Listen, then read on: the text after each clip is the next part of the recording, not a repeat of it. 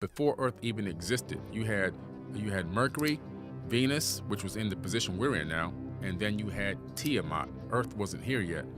Tiamat had 2 moons. It probably had more than that, but the 2 we know of is the moon we have now and Mars. Mars can be backtracked. Even modern mainstream astrophysicists agree that Mars was probably a moonlet that orbited a much larger planet based on the weird elliptical orbit that it has. Really? Yeah.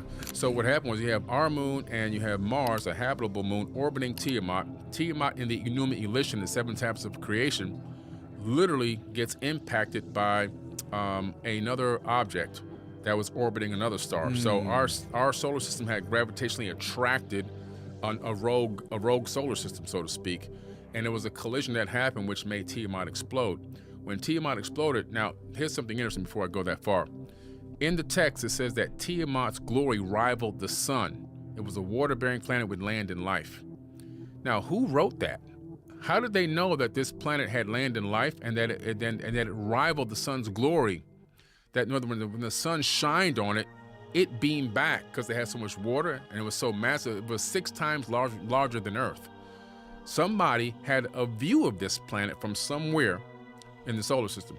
But anyway, so it exploded. A huge chunk swung away with all that land and organic material and recoalesced as the Earth.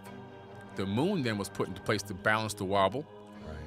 And so Earth has weird anomalies inside of it that go back hundreds of millions of years. And people are like, how did this hammer, this 200 million year old hammer, because they can tell by the depth in these mines, how did this pottery get down here, 300 million year old piece of pottery?